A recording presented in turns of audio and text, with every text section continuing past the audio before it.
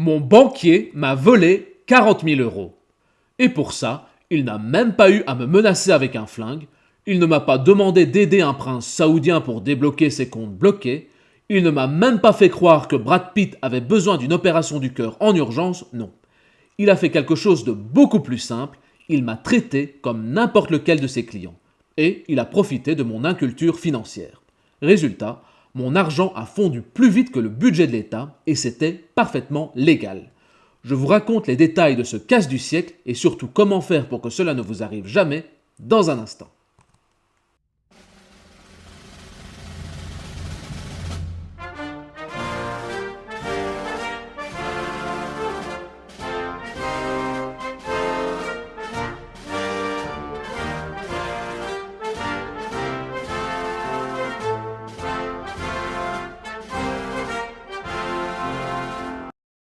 Vous savez, dans la vie, je ne me considère pas comme particulièrement privilégié, mais cependant, j'ai une chance énorme, c'est d'avoir des parents qui m'ont appris la valeur du travail, de l'argent et surtout de toujours mettre de côté afin de gérer les imprévus. Ma mère a même eu une idée géniale, c'est de ne jamais toucher aux allocations familiales et de les placer sur un compte épargne à mon nom afin de m'offrir un petit capital de départ dans la vie. Résultat, à mes 18 ans, j'avais un petit trésor, 30 000 euros. Et là, la banque nous appelle en me disant « Monsieur Liberator, vous êtes majeur, il est temps de débloquer vos comptes. » Ma mère et moi nous rendons en agence afin de signer les documents et de me nommer comme unique gestionnaire des comptes à mon nom. Et là, le conseiller bancaire me fait passer un test scientifique et très sérieux afin de déterminer mon profil d'investisseur. Résultat, je suis Balance ascendant Comfort avec un nuage Dynamic, un Pokémon légendaire. Et je suis encore plus chanceux car, justement, par hasard, il dispose d'un catalogue de produits spécifiquement adapté à mon profil unique et spécial. Alors, le conseiller bancaire commence à me sortir un charabia en me disant « Oui, monsieur Liberator, on va faire valoriser votre capital en toute sécurité, on va le faire grossir pour combattre le phénomène inflationniste, il va s'apprécier de manière sécuritaire et on peut s'attendre à une croissance lente mais constante. » Et moi, complètement inculte, je signe. Je commence alors mes études, à travailler, et j'ouvre un compte chez une autre banque afin d'y toucher mes salaires. Et j'oublie complètement ce portefeuille d'investissement. 10 ans plus tard, je rouvre ce compte et là, je tombe de ma chaise. Toutes les lignes sont en moins-value, mon compte à vue est dans le rouge à cause des frais et des pénalités et je me rends compte que mon banquier n'est pas mon ami. C'est un marchand de tapis et à moi, il a vendu une carpette. Alors, je prends une décision, j'avale ce bouillon bien amer, je rebalance mon compte à vue dans le positif afin d'arrêter de payer les pénalités, je prends rendez-vous en agence et je vends toutes mes positions, et surtout, je décide de ne plus jamais me faire avoir de la sorte par un banquier. Alors, que s'est-il passé ? Eh bien, pour le comprendre, il faut savoir ce que font les banques de notre argent.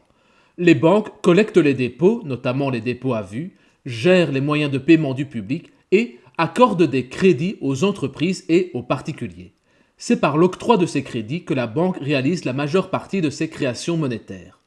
Lorsque tu déposes ton argent dans une banque, celle-ci peut l'utiliser afin de financer les prêts d'autres clients, notamment des prêts immobiliers ou alors des crédits à la consommation par exemple. Elle peut aussi également investir cet argent dans des actifs financiers. En contrepartie, la banque va te verser des intérêts.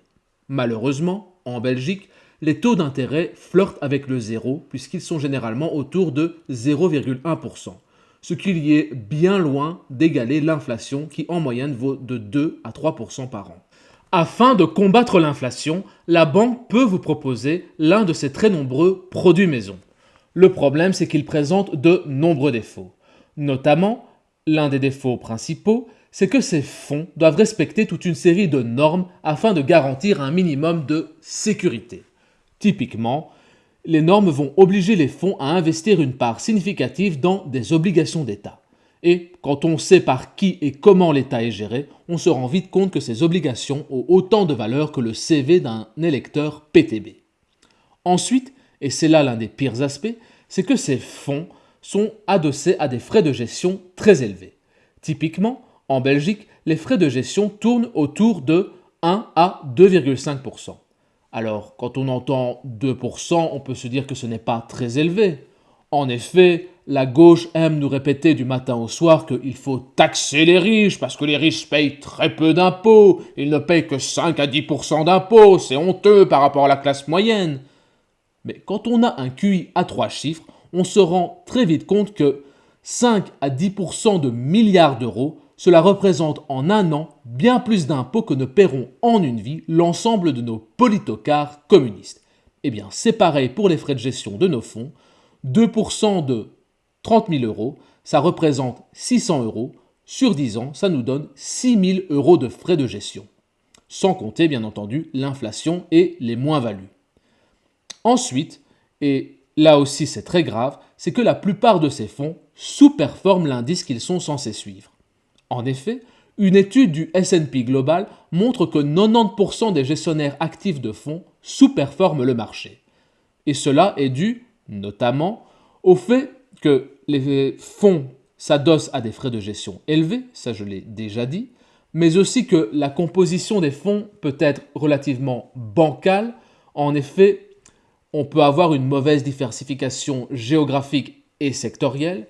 Et pour finir, ça aussi je l'ai déjà dit, c'est que ces fonds doivent respecter des normes très strictes qui plombent leur performance.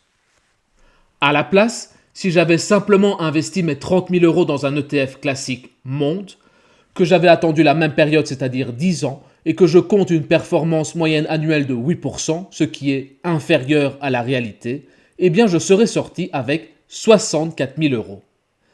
À la place, j'ai dû vendre mes positions pour 24 000 euros. J'ai donc réalisé une moins-value de 6 000 euros et un manque à gagner de 34 000 euros. Et donc, en conclusion, mon banquier m'a fait perdre 40 000 euros. Oui, 40 000 euros de perdus à cause de mon inculture financière. Alors attention, cette vidéo ce n'est pas un discours anti-banque.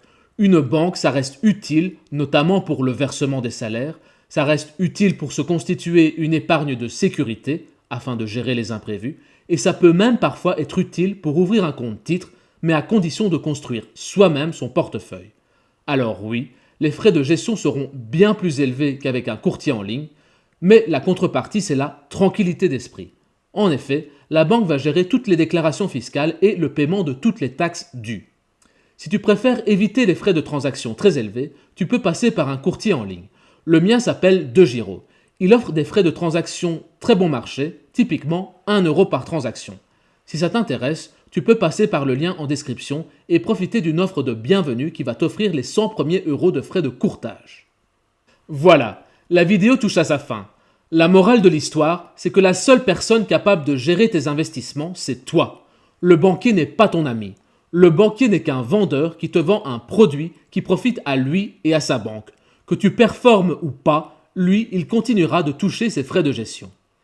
Si tu as aimé la vidéo, que tu as appris quelque chose et que tu souhaites continuer à te former sur les investissements boursiers, n'hésite pas à t'abonner, à liker, à partager et à écrire un commentaire. Mais surtout, d'ici là, n'oublie pas, la liberté, c'est avant tout un choix.